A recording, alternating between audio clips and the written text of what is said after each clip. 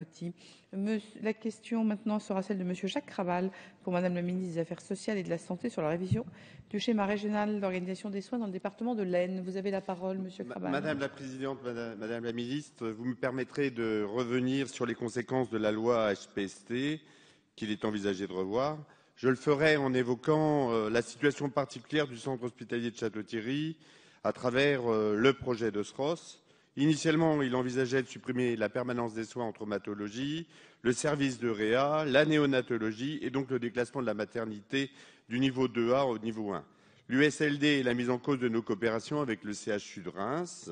La mobilisation générale a amené donc l'ARS à revoir ses positions. Les propositions qui figurent dans le PRS font apparaître des avancées, mais ne correspondent pas aux attentes et aux spécificités de notre territoire. Certes, le SROS reconnaît le CHU de Reims comme centre de référence. Il maintient l'USIC, mais comme partout ailleurs, en Picardie d'ailleurs. Mais il prononce un moratoire de 2 ans sur la néonate et la réanimation.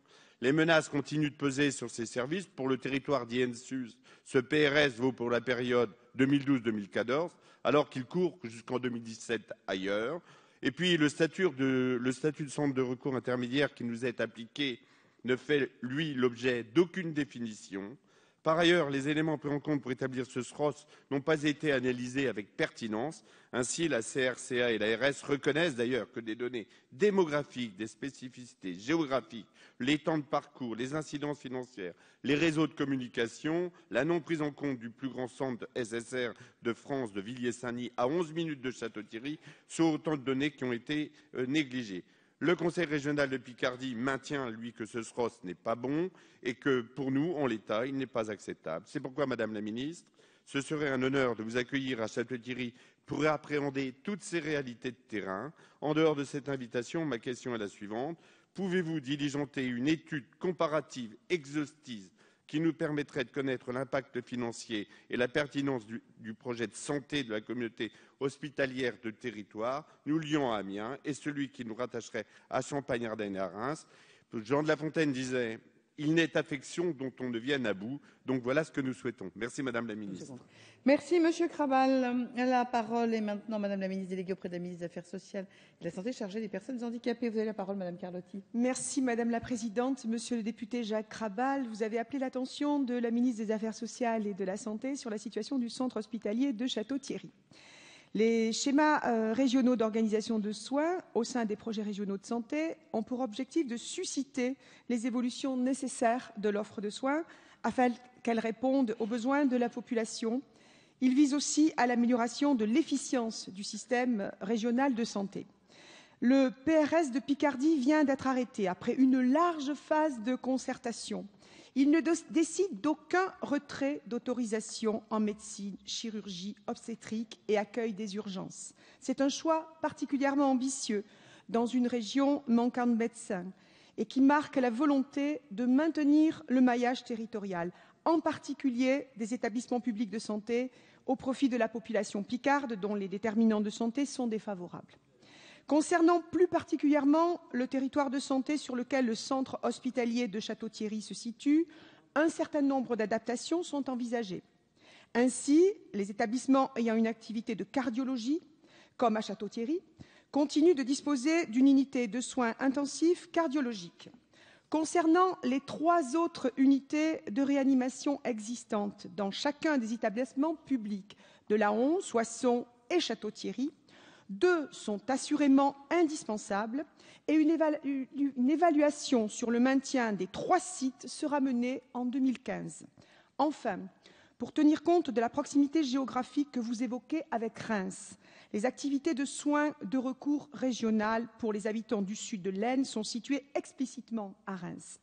Cependant, si les établissements de santé champenois exercent une forte attraction sur le territoire de l'Ain Sud, il n'en demeure pas moins que la relation avec Reims, notamment pour les activités de recours, ne sera réellement fructueuse que si l'hôpital de Château-Thierry est en mesure de faire valoir ses atouts et s'il occupe bien sa place au sein du territoire de santé Ain Sud.